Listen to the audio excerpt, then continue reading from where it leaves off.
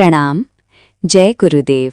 आइए सुनते हैं परम पूज्य गुरुदेव पंडित श्री राम शर्मा आचार्य जी द्वारा लिखित पुस्तक आत्मिक उन्नति के 4 चरण, साधना, स्वाध्याय, संयम, सेवा। साथियों, युग निर्माण परिवार का गठन एक प्रयोगशाला के रूप में हुआ है। प्रयोगशाला में रासायनिक पदार्थ तैयार किए जाते हैं और उसके परिणामों को सर्वसाधारण के सामने उपस्थित किया जाता है।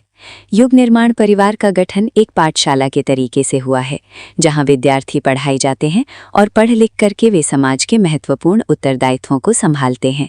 गायत्री परिवार का गठन एक व्यायामशाला के तरीके से किया गया है, जिसमें लोग व्यायाम करते हैं और पहलवान बनकर के दंगल में कुश्तियां पछाड़ते हैं।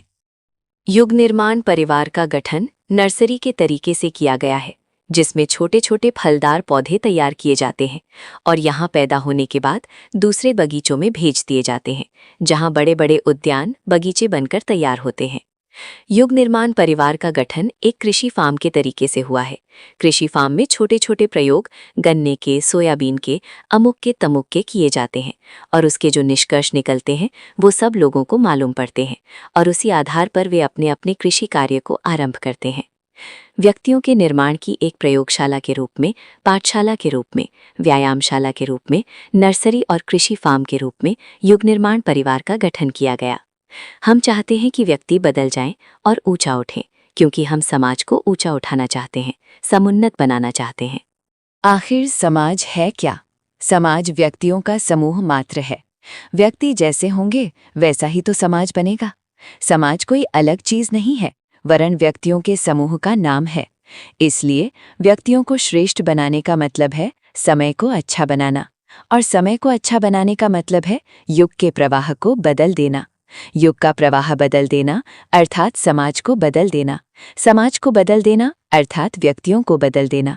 यही हमारा उद्देश्य है।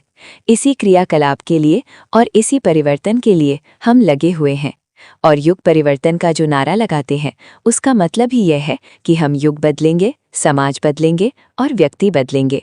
बदलने के लिए हम व्यापक क्षेत्र में प्रयोग नहीं कर सकते, अतः छोटे क्षेत्र में हम प्रयोग करते हैं, ताकि इसकी देखा देखी, इसका अनुकरण करते हुए अन्यत्र भी यही परंपराएं चलें, अन्यत्र भी इसी तरीके से क्रियाकलाप चालू किए जा सकें।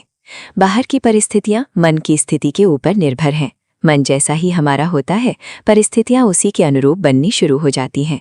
हम इच्छाएं करते हैं, इच्छाओं से हमारा मस्तिष्क काम करता है, मस्तिष्क की गणनाओं से शरीर काम करता है। शरीर और मस्तिष्क दोनों ही हमारी अंतरात्मा की, अंतःकरण की प्रेरणा से काम करते हैं। इसीलिए ज़रूरत इस बात की पड़ी कि हमारी आंतरिक आस्थाओं को, आंतरिक मान्यताओं को, निष्ठाओं को परिवर्तित कर दिया जाए, तो जीवन का सारा ढांचा ही बदल जाएगा। मनुष्य के सामने असंख्य समस्याएं हैं और उन असंख्य समस्याओं का समाधान केवल इस बात पर टिका हुआ है कि हमारी आंतरिक स्थिति सही बना दी जाए। दृष्टिकोण हमारा गलत होता है तो हमारे क्रियाकलाप गलत होते हैं, और गलत क्रियाकलापों के परिणाम स्वरूप जो प्रतिक्रियाएं होती हैं, जो परिणाम सामने आते हैं, वे भयंकर दुखदायी होते हैं, कष्टकारक होते हैं। कष्टकारक परिस्थितियों के निवारण करने के लिए आवश्यक है कि मनुष्य का चिंतन और दृष्टिकोण बदल दिया जाए, परिष्कृत कर दिया जाए। यही है हमारे प्रयास, जिसके लिए हम अपनी समस्त शक्ति के साथ लगे हुए हैं। मनुष्य के आंतरिक उत्थान, आंतरिक उत्कर्ष, आत्मिक विकास के लिए क्या करना चाहिए और कैसे करना चाहिए, इसका समाधान करने के लिए हमको 4 बातें तलाश करनी पड़ती हैं। इन्हीं 4 चीज़ों के आधार पर हमारी आत्मिक उन्नति टिकी हुई है, और वे 4 आधार हैं: साधना, स्वाध्याय, संयम और सेवा। ये चारों ऐसे हैं जिनमें से एक को भी आत्मोत्कर्ष के लिए छोड़ा नहीं जा सकता। इनमें से एक भी ऐसा नहीं है जिसके बिना हमारे जीवन का उत्थान हो सके। चारों आपस में अविच्छिन्न रूप से जुड़े हुए हैं, जिस तरीके के कई तरह की चौकड़ियाँ आपस में जुड़ी हुई हैं। मसलन बीज 1, जमीन 2, खाद 3, पानी 4। चारों जब तक नहीं मिलेंगे कृषि नहीं हो सकती, उसका बढ़ना संभव नहीं है। व्यापार के लिए अकेली पूंजी से काम नहीं चल सकता। इसके लिए पूंजी 1, अनुभव 2, वस्तुओं की मांग 3, ग्राहक 4। इन चारों को आप ढूंढ लेंगे तो व्यापार चलेगा और उसमें सफलता मिलेगी। मकान बनाना हो तो उसके लिए ईंट, चूना, लोहा, लकड़ी, इन चारों चीज़ों की ज़रूरत है। चारों में से एक भी चीज़ अगर कम पड़ेगी तो हमारी इमारत नहीं बन सकती। सफलता प्राप्त करने के लिए मनुष्य का कौशल आवश्यक है, साधन आवश्यक है, सहयोग आवश्यक है और अवसर आवश्यक है। इन चारों चीज़ों में से एक भी कम पड़ेगी तो समझदार आदमी भी सफलता नहीं प्राप्त कर सकेगा, सफलता रुकी रह जाएगी। जीवन निर्वाह के लिए भोजन, विश्राम, मल विसर्जन और श्रम उपार्जन चारों की आवश्यकता होती है। ये चारों क्रियाएं होंगी तभी हम जिंदा रहेंगे। यदि इनमें से एक भी चीज़ कम पड़ जाएगी तो आदमी का जीवित रहना मुश्किल पड़ जाएगा। ठीक इसी प्रकार से आत्मिक जीवन का विकास करने के लिए, आत्मोत्कर्ष के लिए चारों का होना आवश्यक है, अन्यथा व्यक्ति निर्माण का उद्देश्य पूरा ना हो सकेगा। अब हम चारों चीज़ों के ऊपर प्रकाश डालते हैं। पहली है उपासना प्लस साधना। उपासना और साधना, इन दोनों को मिलाकर एक पूरी चीज़ बनती है। उपासना का अर्थ है भगवान पर विश्वास, भगवान की समीपता। उपासना माने भगवान के पास बैठना, नज़दीक बैठना। इसका मतलब ये हुआ कि उसकी विशेषताएं हम अपने जीवन में धारण करें। जैसे आग के पास हम बैठते हैं तो आग की गर्मी से हमारे कपड़े गर्म हो जाते हैं, हाथ गर्म हो जाते हैं, शरीर गर्म हो जाता है। पास बैठने का यही लाभ होना चाहिए। बर्फ़ के पास बैठते हैं, ठंडक में बैठते हैं तो हमारे हाथ ठंडे हो जाते हैं, कपड़े ठंडे हो जाते हैं। पानी में बर्फ़ डालते हैं तो पानी ठंडा हो जाता है। ठंडक के नज़दीक जाने से हमें ठंडक मिलनी चाहिए, गर्मी की समीपता से गर्मी मिलनी चाहिए, सुगंधित चीज़ों से सुगंध मिलनी चाहिए। चंदन के समीप उगने वाले पौधे सुगंधित हो जाते हैं उनकी समीपता की वजह से। यही समीपता वास्तविक है। उपासना का अर्थ ये है कि हम भगवान का भजन करें, नाम लें, जप करें, ध्यान करें, पर साथ साथ हम इस बात के लिए भी कोशिश करें कि हम भगवान के नज़दीक आते जाएं। भगवान हमारे में समाविष्ट होता जाए और हम भगवान में समाविष्ट होते जाएं, अर्थात दोनों एक हो जाएं। एक होने से मतलब ये है कि दोनों की इच्छाएं, दोनों की गतिविधियां, दोनों की क्रिया पद्धति, दोनों के दृष्टिकोण एक जैसे रहें। हमको ईश्वर जैसा बनने का प्रयत्न करना चाहिए। ईश्वर जैसे बने, ना कि ईश्वर पर हुक्म चलाएं और उनको ये आदेश दें कि आपको ऐसा करना चाहिए। आपको किसी भी हालत में हमारी मांगें पूरी करनी चाहिए। उपासना का तात्पर्य अपनी मनोभूमि को इस लायक बनाना है कि हम भगवान के आज्ञानवर्ती बन सकें, उनके संकेतों के इशारे पर अपनी विचारना और क्रिया पद्धति को ढाल सकें। उपासना, भजन इसीलिए किया जाता है। साधना का अर्थ है कि अपने गुण, कर्म, स्वभाव को साथ लेना। वस्तुतः मनुष्य 84 लाख योनियों में घूमते घूमते उन सारे के सारे प्राणियों के कुसंस्कार अपने भीतर जमा करके ले आया है, जो मनुष्य जीवन के लिए आवश्यक नहीं है बल्कि हानिकारक है, तो भी स्वभाव के अंग बन गए हैं। और हम मनुष्य होते हुए भी पशु संस्कारों से प्रेरित रहते हैं और पशु प्रवृत्तियों को बहुधा अपने जीवन में कार्यान्वित करते रहते हैं। इस अनगढ़पन को ठीक कर लेना, सुगढ़पन का अपने भीतर से विकास कर लेना, कुसंस्कारों को जो पिछली योनियों के कारण हमारे भीतर जमे हुए हैं उनको निरस्त कर देना और अपना स्वभाव इस तरह का बना लेना जिसको हम मानवोचित कह सकें, साधना है। साधना के लिए हमको वही क्रियाकलाप अपनाने पड़ते हैं जो कि एक कुसंस्कारी घोड़े या बैल को सुधारने के लिए उसके मालिकों को करने पड़ते हैं, हल में चलने के लिए और गाड़ी में चलने के लिए। कुसंस्कारों को दूर करने के लिए हमको लगभग उसी तरह से प्रयत्न करने पड़ते हैं जैसे कि सर्कस के पशुओं को पालते हुए उन्हें इस लायक बनाते हैं कि वे सर्कस में तमाशा दिखा सकें। इसी तरह के प्रयत्न हमको अपने गुण, कर्म, स्वभाव के विकास के परिष्कार के लिए करने पड़ते हैं। कच्ची धातुओं को जिस तरीके से आग में तपा करके उन्हें शुद्ध परिष्कृत बनाया जाता है, जेवर आभूषण बनाए जाते हैं, उसी तरीके से हमारा कच्चा जीवन कुसंस्कारी जीवन को ढाल करके ऐसा सभ्य और ऐसा सुसंस्कृत बनाया जाए कि हम ढली हुई धातु के आभूषण के तरीके से अथवा औजार हथियार के तरीके से दिखाई पड़े। जंगली झाड़ियों को काट करके माली लोग अच्छे अच्छे झाड़ और खूबसूरत पार्क बना देते हैं। हमको भी अपने झाड़ झंखौड़ जैसे जीवन को परिष्कृत करके, काट छाट करके, समुन्नत करके इस लायक बनाना चाहिए कि जिसको कहा जा सके कि वो सभ्य और सुसंस्कृत जीवन है। इसके लिए हमको नित्य ही आत्मनिरीक्षण करना चाहिए, अपनी गलतियों पर गौर करना चाहिए, उनको सुधारने के लिए कमर कसनी चाहिए और अपने आप का निर्माण करने के लिए आगे बढ़ना चाहिए। और जो कमियां हमारे स्वभाव के अंदर हैं उन्हें दूर करने के लिए जुटे रहना चाहिए। आत्मविकास इसका एक हिस्सा है। हमको अपनी संकीर्णता में सीमित नहीं रहना चाहिए। अपने अहम को और अपनी स्वार्थपरता को, अपने हितों को व्यापक दृष्टि से बांट देना चाहिए। दूसरों के दुख हमारे दुख हों, दूसरों के सुखों में हम सुखी रहें, इस तरह की वृत्तियों का हम विकास कर सके तो कहा जाएगा कि हमने जीवन साधना करने के लिए जितना प्रयास किया उतनी सफलता पाई। साधना से सिद्धि की बात प्रख्यात है। जीवन की साधना की सिद्धि में भी किसी प्रकार के संदेह की गुंजाइश नहीं है। अन्य किसी बात में तो संदेह की गुंजाइश भी है।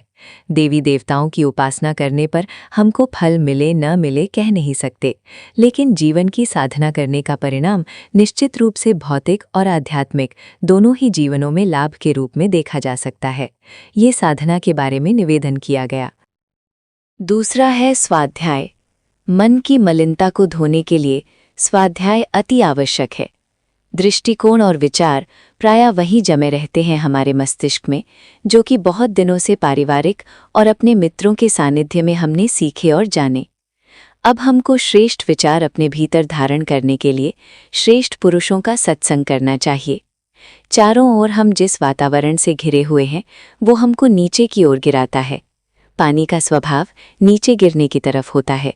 इसका स्वाभाविक स्वभाव ही ऐसा है, जो नीचे की तरफ के कामों की तरफ निष्कृष्ट उद्देश्यों के लिए आसानी से लुढ़क जाता है। चारों तरफ का वातावरण, जिसमें हमारे कुटुंबी भी शामिल हैं, मित्र भी शामिल हैं, घरवाले भी शामिल हैं, हमेशा इस बात के लिए दबाव डालते हैं कि हमको किसी भी प्रकार से किसी भी कीमत पर भौतिक सफलताएं पानी चाहिए, चाहे उसके लिए नीति बरतनी पड़े अथवा अनीति का आश्रय लेना पड़े। हर जगह से यही शिक्षण हमको मिलता है। सारे वातावरण में इसी तरह की हवा फैली हुई है और यही गंदगी हमको भी प्रवाहित करती है। हमारी गिरावट के लिए काफ़ी वातावरण विद्यमान है। इनका मुकाबला करने के लिए क्या करना चाहिए? श्रेष्ठता के मार्ग पर अगर हमको चलना है, आत्मोत्कर्ष करना है, तो हमारे पास ऐसी शक्ति भी होनी चाहिए जो पतन की ओर घसीट ले जाने वाली इन सत्ताओं का मुकाबला कर सके। इसके लिए एक तरीका है कि हम श्रेष्ठ मनुष्यों के साथ में संपर्क और सानिध्य बनाए रखें, उनके सत्संग को कायम रखें। ये सत्संग कैसे हो सकता है? ये सत्संग केवल पुस्तकों के माध्यम से संभव है, क्योंकि विचारशील व्यक्ति हर समय बातचीत करने के लिए मिल नहीं सकते। इनमें से बहुत तो ऐसे हैं जो स्वर्गवासी हो चुके हैं, और जो जीवित हैं वे हमसे इतनी दूर रहते हैं कि उनके पास जाकर के हम उनसे बातचीत करना चाहें, जो वो भी हमारे लिए बड़ा कठिन है। हम जा नहीं सकते, और उनके पास जाएं भी तो उनके लिए भी कठिन है, क्योंकि प्रत्येक महापुरुष समय की कीमत को समझता और व्यस्त रहता है। ऐसी हालत में हम लगातार सत्संग कैसे कर पाएंगे? कभी साल 2 साल में 1-8 घंटे का सत्संग कर लिया तो क्या उससे हमारा उद्देश्य पूरा हो जाएगा? इसलिए अच्छा तरीका यही है कि हम अपने जीवन में नियमित रूप से, जैसे अपने कुटुंबी और मित्रों से बात करते हैं, श्रेष्ठ महानुभावों से, युग के मनीषियों से बातचीत करने के लिए समय निकालें। समय निकालने की इस प्रक्रिया का नाम है स्वाध्याय। स्वाध्याय को आध्यात्मिक विकास के लिए अत्यधिक आवश्यक माना गया है। स्वाध्याय के बारे में ब्राह्मण ग्रंथों में कहा गया है, जिस दिन विचारशील आदमी स्वाध्याय नहीं करता, उस दिन उसकी संज्ञा चांडाल जैसी हो जाती है। स्वाध्याय का महत्व भजन से किसी भी प्रकार से कम नहीं है। भजन का उद्देश्य भी यही है कि हमारे विचारों का परिष्कार हो और हम श्रेष्ठ व्यक्तित्व की ओर आगे आगे बढ़ें। स्वाध्याय हमारे लिए आवश्यक है। स्वाध्याय से हम महापुरुषों को अपना मित्र बना सकते हैं और जब भी जरूरत पड़ती है तब उनसे खुले मन से, खुले दिल से बातचीत कर सकते हैं। जिस तरीके से शरीर को स्वच्छ रखने के लिए स्नान करना आवश्यक है, कपड़े धोना आवश्यक है, उसी प्रकार से स्वाध्याय के द्वारा, श्रेष्ठ विचारों के द्वारा अपने मन के ऊपर जमने वाले कषाय कल्मशों को, मलिनता को धोना आवश्यक है। स्वाध्याय से हमको प्रेरणा मिलती है, दिशाएं मिलती हैं, मार्गदर्शन मिलता है। श्रेष्ठ पुरुष हमारे सानिध्य में आते हैं और हमको अपने मार्ग पर चलने के लिए प्रेरित, प्रोत्साहित करते हैं, मार्गदर्शन करते हैं। ये सारी की सारी आवश्यकताएं स्वाध्याय से पूरी होती हैं। इसलिए स्वाध्याय का साधना और भजन के बराबर ही मूल्य और महत्व समझा जाना चाहिए। तीसरी बात जो आत्मिक उन्नति के लिए आवश्यक है, उसका नाम है संयम। संयम का अर्थ है रोकथाम। अगर हम रोकथाम करें तो जो हमारी शक्तियों का घोर अपव्यय होता रहता है, उसको बचा सकते हैं। हम अपनी अधिकांश शारीरिक और मानसिक शक्तियों को अपव्यय में नष्ट कर देते हैं, कुमार्ग पर नष्ट कर देते हैं। यदि उनको रोका जा सका होता और उपयोगी मार्ग पर लगाया गया होता तो निश्चित रूप से उन शक्तियों के चमत्कार हमको देखने को मिल सकते थे जो हमारे पास थीं, पर हम बर्बादी से कुछ बचा नहीं सके। 4 तरह के संयम निग्रह रूप में बताए गए हैं: इंद्रिय निग्रह, मन निग्रह, समय निग्रह और अर्थ निग्रह। इंद्रिय निग्रह में जिह्वा और कामेंद्रिय का संयम मुख्य है। ये इंद्रियां हमारी कितनी सारी शक्तियों को नष्ट करती हैं और स्वास्थ्य को किस बुरे तरीके से खोखला करती हैं, ये सभी जानते हैं। इंद्रिय निग्रह का महत्व बताने की जरूरत नहीं है। शारीरिक दृष्टि से जिनको समर्थ बनाना हो, निरोग और दीर्घजीवी बनाना हो, उनको इंद्रिय निग्रह का महत्व समझना और अपने आप को संयम का अभ्यासी बनाना चाहिए। दूसरा संयम मनोनिग्रह है। मन में कितने विचार उठते हैं, लेकिन वे असंयमित, बुराइयों एवं मनोविकार से भरे होते हैं। इससे हमारा मानसिक विकृत होता और बुरी आदतें होती हैं। मनः शक्तियां निग्रहित करके कार्य में लगाई गई होती तो वैज्ञानिक बन गए होते, साहित्यकार बन गए होते।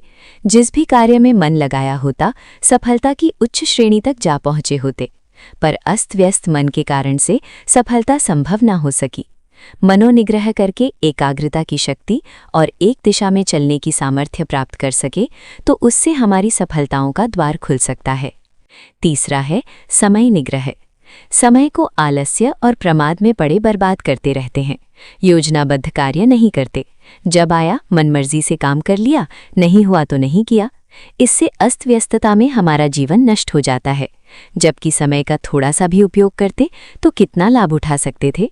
चौथा निग्रह, अर्थ निग्रह भी ऐसा महत्वपूर्ण है। पैसे की विलासिता लेकर न जाने किस किस काम में, व्यसनों में, अनाचारों में हम खर्च करते हैं। अगर उसको फिजूल खर्ची से हम बचा सके होते और उस धन को हमने किसी उपयोगी काम में लगाया होता तो भौतिक एवं आत्मिक उन्नति की दिशा में हम कहीं आगे बढ़ गए होते। अर्थ निग्रह, इंद्रिय निग्रह, मनोनिग्रह, समय निग्रह, इन चारों निग्रहों को हम करें तो संयमशील हो सकते हैं। हमको संयम बरतना चाहिए। अस्वाद व्रत का, ब्रह्मचर्य का अभ्यास करना चाहिए। मौन का अभ्यास करना चाहिए। ऐसे ऐसे असंख्य संयम हैं जिनको अपनाने से हम तपस्वी बनते हैं और अपनी शक्ति का बहुत बड़ा भाग बचा करके अच्छे काम में लगाते हैं। चौथा कार्य सेवा का है। मनुष्य समाज का ऋणी है क्योंकि वो सामाजिक प्राणी है। भगवान ने उसको इसीलिए जन्म दिया है कि वो उसके इस विश्वोद्यान की सेवा करे। उसकी जीवात्मा का विकास और जीवन का लक्ष्य प्राप्त करने के लिए सेवा से बड़ा तप और सेवा से बड़ा पुराण कुछ भी नहीं हो सकता। हमको सेवा करने के लिए समय निकालते रहना चाहिए। सारे का सारा समय अपने लिए ही ना खर्च कर दे, वरन देश, धर्म, समाज और संस्कृति की सेवा करने के लिए भी कुछ लगाएं। हमारा धर्म होना चाहिए कि हम अपनी शक्तियों का एक अंश दुखियारों के लिए, पीड़ितों के लिए और पतितों के लिए लगाएं। हमारे लिए सबसे बड़ा सेवा का कार्य क्या हो सकता है? ज्ञान यज्ञ से बड़ा कोई और दूसरा पुण्य नहीं हो सकता। इसको ब्रह्मदान भी कहा गया है। ये सर्वोत्तम धर्म है क्योंकि ज्ञान यज्ञ से हम मनुष्यों को दिशा दे सकते हैं जिससे वे बुराइयों से बच सकें और उन्नति के मार्ग पर ऊंचे उठ सकें। ज्ञान, विचारना, भावना, यही शक्ति का अंश। इसलिए ब्राह्मण और साधु हमेशा से ज्ञान यज्ञ को ही सर्वोत्तम सेवा मान करके उसमें संलग्न रहे हैं और ये प्रयत्न करते रहे हैं कि हम स्वयं अच्छे बने और अपनी अच्छाई दूसरों पर बिखेरें। इसके लिए हमको अंशदान करना चाहिए। सेवा के लिए हमको 1 घंटा समय और 10 पैसे नित्य का जो न्यूनतम कार्यक्रम दिया गया था ज्ञान यज्ञ विचार क्रांति के लिए, उस पर हमको मुस्तैदी से अमल करना चाहिए। कोई भी आदमी हम में से ऐसा ना हो जो कि सेवा के लिए 1 घंटा समय और 10 पैसे जैसी न्यूनतम शर्त को पूरा ना करता हो। इससे ज्यादा ही हम करें, ज्यादा ही उत्साह दिखाएं। हम केवल भौतिक जीवन ही न जिए, आध्यात्मिक जीवन भी जिए। हमारी क्षमताओं का उपयोग, हमारे समय का उपयोग पेट पालने तक ही सीमित न रहे, बल्कि लोकमंगल और लोकहित के लिए भी खर्च करें। इस तरीके से हम 4 आधार जीवन में अपनाए रह करके आत्मिक उन्नति के मार्ग पर चल सकते हैं, अपना परिष्कार और परिवर्तन कर सकते हैं। यदि हमने अपना परिष्कार परिवर्तन किया तो समाज परिवर्तन स्वाभाविक और सरल हो जाएगा। युग का परिवर्तन व्यक्ति के परिवर्तन और समाज के परिवर्तन के साथ जुड़ा हुआ है। अपनी छोटी सी प्रयोगशाला में हम इसी का प्रयोग करते हैं और अपनी प्रयोगशाला में सम्मिलित रहने वाले, अपने परिवार में शामिल रहने वाले हर व्यक्ति से प्रार्थना करते हैं कि आपको आत्मिक उन्नति के लिए अभी बताए गए इन 4 आधारों को मजबूती के साथ ग्रहण करना चाहिए और अपने दैनिक जीवन में समन्वित रखना चाहिए। साधना, स्वाध्याय, संयम और सेवा दैनिक जीवन में न्यूनतम मात्रा में भले ही हों, पर सम्मिलित अवश्य और अनिवार्य रूप से रहने चाहिए। मानव जीवन एक अलभ्य अवसर एवं सुदुर्लभ अवसर है। इसको तुच्छ बातों में बर्बाद ना करके ऐसा सदुपयोग करना चाहिए जिससे जीवन लक्ष्य की प्राप्ति हो, आनंद, उल्लास और संतोष के साथ जिया जाए तथा संसार को अच्छा संसार बनाने में सहायता मिले। यदि ये निष्कर्ष सच्चे मन से निकाला गया हो तो निस्संदेह उसकी पूर्ति होना, व्यवस्था बनना कुछ भी कठिन नहीं है। साधना, स्वाध्याय, संयम और सेवा के 4 भागों में अध्यात्म विभक्त है। चारों को मिलाकर ही आत्मकल्याण की कोई सर्वांगपूर्ण व्यवस्था बन सकती है। इसके लिए आवश्यकता इस बात की है कि हम विश्वासपूर्वक इस आदर्श पर निष्ठा रखें कि अन्य आवश्यक कार्यों की तरह आत्मकल्याण का कार्यक्रम भी उपेक्षणीय नहीं, वरन अन्य साधारण कार्यों की अपेक्षा अधिक महत्वपूर्ण है। और महत्वपूर्ण कार्यों के लिए सोच विचार करते रहना पड़ता है, समय लगाना पड़ता है और श्रम करना पड़ता है। ये तीनों ही साधन जब तक आत्मकल्याण योजना में ना लगेंगे तब तक उसकी पूर्ति किसी भी प्रकार संभव ना होगी। हमें अपने मस्तिष्क में आत्मकल्याण की आवश्यकता और योजना को अधिकाधिक स्थान देते चलना होगा और उसके लिए समय मिलते ही गहराई से सोच विचार करते रहना होगा। दिन में ऐसा बहुत सा समय होता है जब शरीर आराम कर रहा होता है और मन खाली रहता है। ऐसा जितना भी समय मिले उसे आत्मकल्याण संबंधी समस्याओं को समझने और सुलझाने में लगाए रहना चाहिए। साधना। प्रातःकाल आँख खुलने से लेकर चारपाई छोड़ने में हर मनुष्य को थोड़ा बहुत समय लगता है। आँख खुलते ही कोई चारपाई छोड़कर उठ खड़ा नहीं होता, वरन कुछ समय चेतना प्राप्त करने, खुमारी दूर करने में हर किसी को लगाना पड़ता है। जाड़े के दिनों में तथा बुढ़ापे की अवस्था में तो ये चारपाई पर पड़े रहने का समय बहुत लंबा होता है। इस समय को आत्मकल्याण की साधना में लगाते हुए किसी को कोई अड़चन न होनी चाहिए। ये समय भगवान के स्मरण में लगाना चाहिए। भगवान के हमारे ऊपर किए गए उपकार, उनकी दी हुई अनेक सुविधाओं का बाहुल्य, अनेक कठिनाइयों में उपलब्ध होती रहने वाली उनकी अदृश्य सहायताओं का बार बार चिंतन करना चाहिए। अपनी व्यक्तिगत शक्ति स्वल्प है, जो सफलताएं मिली हैं उसमें अपना श्रेय न मानकर ईश्वर की ही अनुकंपा माननी चाहिए और अहंकार को तनिक भी न पनपने देना चाहिए। सफलताओं का श्रेय अपने ऊपर लेने वाले और बार बार अहंकार भरी आत्मश्रद्धा करने वाले मनुष्य वास्तव में नास्तिक होते हैं। अहंकार नास्तिकता का प्रधान चिन्ह है। प्रार्थना द्वारा हम इस अहंकार को ही गलाते हैं। ईश्वर के उपकारों के साथ साथ उन सत्पुरुषों के, स्वजनों के अनंत उपकारों का भी स्मरण करना चाहिए जिनकी कृपा से समय समय पर अनेकों कठिनाइयां हल होती रहीं तथा सुविधा सफलता प्राप्त करने का अवसर मिला। ईश्वर के समदर्शी, न्यायकारी, घटघटवासी स्वरूप का हमें बारंबार स्मरण करना चाहिए और ये विश्वास गहराई तक जमा लेना चाहिए कि वो हमारी प्रत्येक भावना को बहुत ध्यानपूर्वक देखता है। उनकी पवित्रता, अपवित्रता देखकर ही ये प्रसन्न अप्रसन्न होता है। भगवान की सच्ची पूजा सत्कर्मों से ही हो सकती है। कलुषित भावनाओं से भरा रहने वाला कुकर्मरत मनुष्य बाह्य पूजा उपकरणों से परमात्मा को कदापि प्रसन्न नहीं कर सकता। ये बात जितनी अच्छी तरह समझ ली जाए उतनी ही हमारी ईश्वर भक्ति सच्ची होगी। प्रातःकाल भगवान के उपकारों का ध्यान, उनके प्रति कृतज्ञता भरी श्रद्धांजलि का मानसिक समर्पण, उनके सर्वांतर्यामी और न्यायकारी स्वरूप का ध्यान करते रहने में ये समय लगाना चाहिए और जी खोलकर प्रार्थना करनी चाहिए कि प्रभु वो शक्ति प्रदान करे जिससे मानव जीवन को सफल बनाने लायक, कठिनाइयों से संघर्ष कर सकने लायक आत्मबल विकसित हो सके। प्रातःकाल की प्रार्थना के साथ साथ युग निर्माण सत्संकल्प भी नित्य पढ़ा जाना चाहिए। शौच, स्नान आदि से निवृत्त होकर कुछ समय नियमित गायत्री जप हर एक को करना चाहिए। एक माला जपने में कुल मिलाकर 10 मिनट का समय लगता है। इतना तो हर एक को अनिवार्यतः करना ही चाहिए। अधिक अवकाश तथा अभिरुचि जिन्हें हों वे गायत्री मंत्र का अधिक संख्या में अधिक विधि विधान पूर्वक जप कर सकते हैं। उसके परिणाम भी उन्हें अधिक प्राप्त होंगे। एक व्यस्त से व्यस्त व्यक्ति को भी 108 मंत्र तो जप ही लेने चाहिए। किसी और देवता या मंत्र के जो उपासक हों वे उसे भी करें, पर गायत्री उपासना को भारतीय संस्कृति के अनुयायी होने का एक अनिवार्य कर्तव्य मानकर इसे दैनिक जीवन में स्थान दिया ही जाना चाहिए। स्वाध्याय। स्वाध्याय के लिए कम से कम आधा घंटा समय निकाल लेना चाहिए। स्वाध्याय के लिए केवल वही साहित्य काम में लेना चाहिए जो जीवन की वास्तविक समस्याओं पर व्यावहारिक मार्गदर्शन प्रस्तुत करता हो। हमें आज की अपेक्षा कल अधिक उत्कृष्ट कैसे बनना चाहिए? इस प्रश्न का उत्तर जिस भी पुस्तक में सरलतापूर्वक समझाया गया हो, वही स्वाध्याय में प्रयुक्त हो सकती है।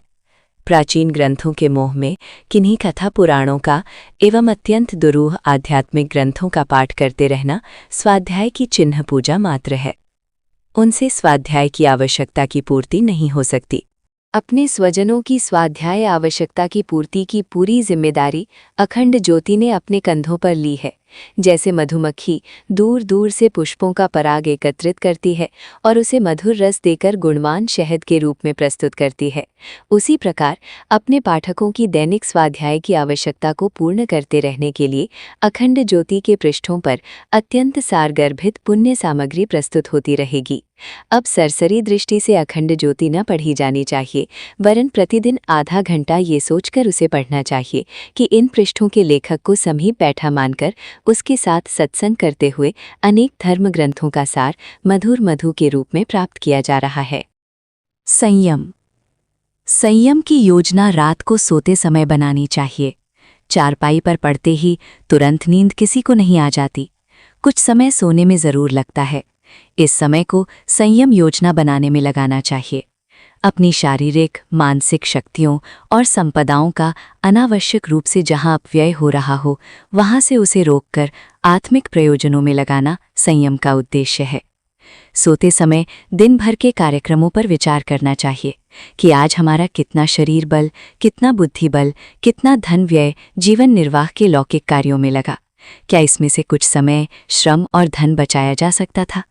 यदि बचत हो सकती थी और अधिक व्यय कर डाला गया तो उसे असंयम का एक चिन्ह मानना चाहिए और अगले दिन के लिए ऐसा उपाय सोचना चाहिए कि वो अपव्यय कम होता चले। पूर्ण रूप से विविध असंयमों को तुरंत छोड़ सकना संभव न हो तो उन्हें घटाते अवश्य चलना चाहिए। आज की अपेक्षा कल वो असंयम घटे ही, बढ़े नहीं। आहार में अनेक प्रकार के अनेक स्वाद के व्यंजन न हो। नियत समय के अतिरिक्त अन्य समय न खाया जाए। विवाहित जीवन में भी काम सेवन की अवधि और मर्यादा रहे और वो मर्यादा लंबी ही होती चले, छोटी नहीं। विलासिता की चीजें घटे, सादगी बढ़े। सिनेमा, ताश, बीड़ी आदि का शौक लग गया हो और यदि वो तुरंत न छूटता हो तो उनकी संख्या एवं अवधि तो दिन दिन घटाई ही जा सकती है। अपने ऊपर होने वाला खर्च क्रमशः घटाना चाहिए और उपयोग की वस्तुएं जितनी कम की जा सकें उतनी कम करते जाना चाहिए। धन, संतान, वाहवाही आदि की तुच्छ आकांक्षाओं को बहुत सीमित करते चलना चाहिए और दाम्पत्य जीवन में अपनी नियत सामाजिक मर्यादा में पूर्ण संतुष्ट होकर पराई पत्तल चाटने के लिए ललचाते हुए मन को निग्रहपूर्वक रोकना चाहिए। आवेश, उत्तेजना, शोक, चिंता, भय, क्रोध, लोभ जैसे पतन के गर्त में धकेलने वाले असंयमों को उस सायंकाल के आत्मनिरीक्षण काल में भली प्रकार परखना चाहिए कि आज किस किस शत्रु का कितना बाहुल्य रहा और कल उनको नियंत्रण में रखने के लिए क्या क्या सावधानी बरती जाए, ये सोचना चाहिए। संयम का तात्पर्य ये है कि बची हुई शक्तियों को शारीरिक कार्यों से समेटकर आध्यात्मिक कार्यों में लगाया जाए। जो समय, जो धन, जो बुद्धि संयम के द्वारा बचाई गई है उसे सत्कार्यों में, परमार्थ में लगाया जाए तो ही उससे अभीष्ट उद्देश्य की पूर्ति हो सकती है। सेवा।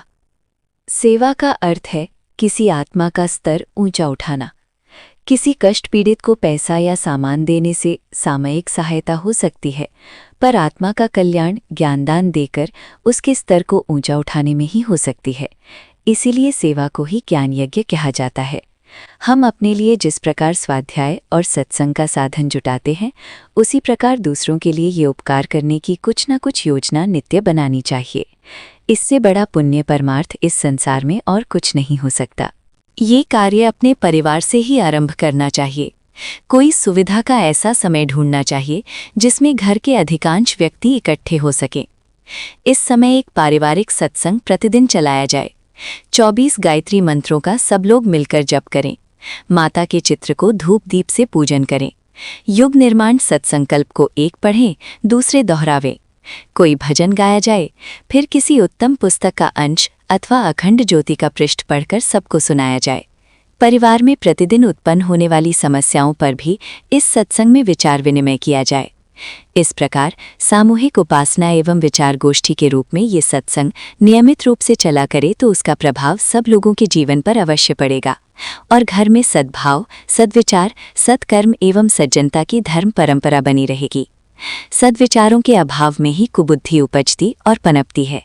यदि उसका उन्मूलन करने के लिए पारिवारिक सत्संग चलते रहें तो हर घर में धार्मिक वातावरण बना रहेगा और स्वर्गीय वातावरण दिखाई पड़ता रहेगा। परिवार के क्षेत्र से बाहर भी ये सेवा कार्य बढ़ाया जाना चाहिए।